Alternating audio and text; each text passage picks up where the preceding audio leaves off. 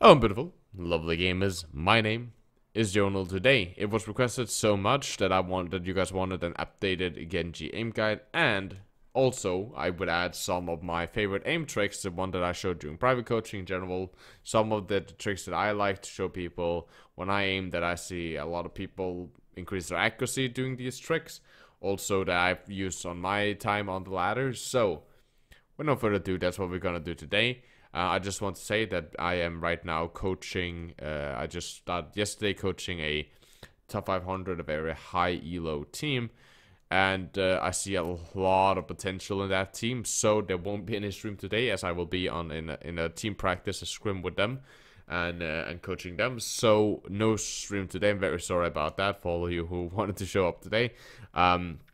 There will be a stream on Friday, as always. Very sorry about the inconvenience, but sometimes I have to prioritize some other stuff over me having fun with you guys. I'm very sorry about that. So I hope this video makes up for it. So let's just begin. Now, first of all, if you're not very comfortable with the Genji aim style, if in general you're not like an insane god with aiming on computer, then I want you guys to go into practice range. I want you guys to really start working on these spots here. In general, keep some distance, try to left click, go up closer to right click, right? In general, being able to predict their path, landing shots all the time, not missing, right? Always landing, a bunch of shurikens so that until they're comfortable. Really start here and just be honest with yourself, because or else there's the second or the more advanced practice, I suppose, will be quite useless for you, since you will be struggling so much in there. So just use these spots here to really get the basics down, and then you can continue to watch after that. Now then we go into, of course, Anabots. So to set up the entire game, we click on play, we click on game browser, then we go up and click create. Now we go on to modes, we turn on the skirmish, and then we just turn off everything else. And in general, that's just because we want to be able to just play in skirmish so that we have infinite, we have like half an hour time, there's no objective, nothing.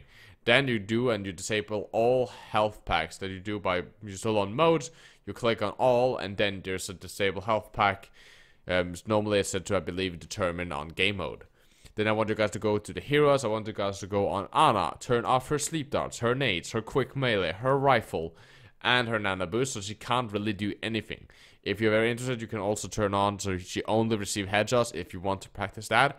I always do that. I can hit body shots because I use this to practice so much more, which we will see a little bit later.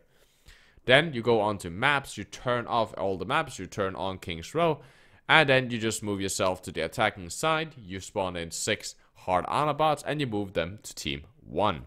Then just to click start, and now we begin. Now normally I fight around a lot in just this courtyard. I sometimes move out the courtyard, but normally I like to fight around this courtyard because it's the most open one here. You can really practice any scenario, any range that you want. You can practice your left clicks, you can practice right clicks, you can do combos, you can do dragon blades.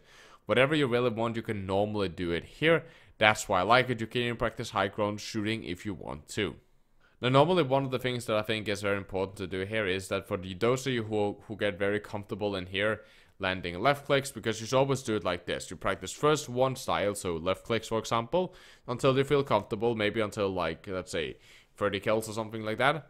Then you start practicing maybe your right clicks, running around with those. And after that, you start really focusing on a combination of both of them. Normally, 100 kills a day is really good. If you can do 200, that's even better. To really go and get that accuracy up and running, right? So 30, for example, with left click, 30 with right click, and then the remaining, you just kind of do a combination of both. You do whatever you feel is good for the situation, so you get a little bit more realistic training. Always be moving, always be dodging, crouching, wall climbing, because remember, you can't just stand still during your matches in the ranked mode. And if you find it uncomfortable to move on it at the same time, that's why it's so important for you to practice this. Now, always, when you start getting much more comfortable with, shooting, you always want to start, aiming towards that head height, starting to aim around that, right? Really upper torso to the head. Normally, it can be very smart to, by instinct, getting to use to place your crosshair up around the head height. That way you don't look at their feet and then you have to move your mouse up. It's normally easier for people to, get instantly into the fact of aiming straight to the head. Now, one of the things that I like to show people and like to do when I do private coaching and stuff like that is I like to talk about this dipping aim style that I sometimes use in my ranked games. So essentially, if you know strafing is all about, moving side to side, very unpredictable patterns. With Genji, you can jump a little bit as well. But especially crouch spamming is something that a lot of players like, and I very much like. It makes it very hard for them to hit you. And I also found out that, well, the problem with aiming and what makes it so hard to aim is it's not just about firing the shots and predicting where the guy is in the future. You also have to take into consideration, how am I strafing myself, right? How fast am I moving? The faster you move, normally the harder it is for us to aim. So if we stand completely still, that would be the optimal, but then we would take so much damage because we're not dodging. So when we crouch, we get a little bit of a speed reduce. So if you left click and crouch at the same time and you fire this like you see on the screen, first you slow down yourself as you throw the shurikens, making it very pinpoint accuracy in that moment, making it very easy for you to keep a nice tight spread.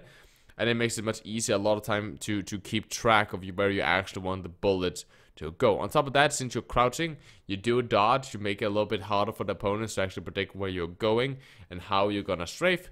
It reduces your speed, it reduces your altitude and stuff like that, and it makes them harder for you to hit them. So you increase your own accuracy, you make it a little bit harder for them to hit you, and therefore I think that this is a very good way for a lot of people, especially if you have quite bad aim. Now, you shouldn't only be doing this, you should of course be practicing other stuff as well, but this is something that I have been told, especially by a lot of players from around Platinum to Diamond, that has really helped them get their left click accuracy up and really managed to clutch a lot of the kills that they would have to clutch when they were facing chokes and stuff like that, and taking a lot of incoming damage.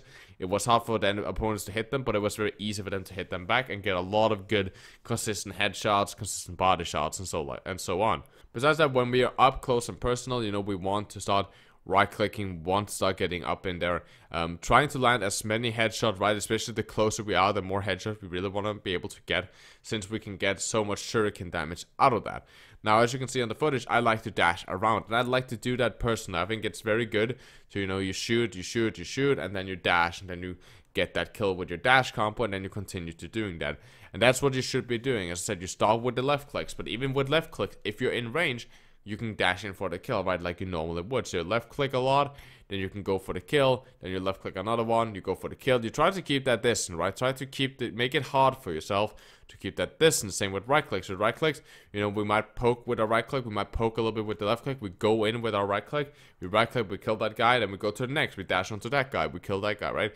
So we always get that, we get this realistic training that we're on them all the time. We're up in close, personal, where we really want our right clicks to count, right? When we're close to someone, we're really up in them, that's when we want our right clicks to really count, because right there we burned our dash. It's like it's kill or be kill at that moment for a Genji, because if it doesn't have dash, you can't escape. So if that is a Zenyatta and you can't burst him because you're missing your shots in that range, that's why we really need to practice that, so we can land consistent headshots all the time. We can land consistent body shots and get a lot of damage in there.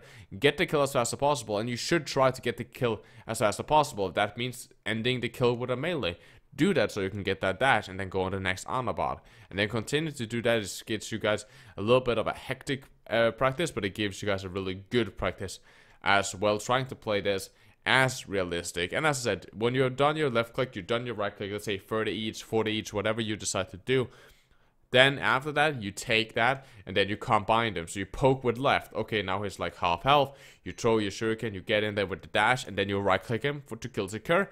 Next one, right? Right clicks is our way that we really want to do. A lot of people ask me, Jonal, what should I practice? Should I practice my left click? Should I practice my right clicks? What is the most important one to do?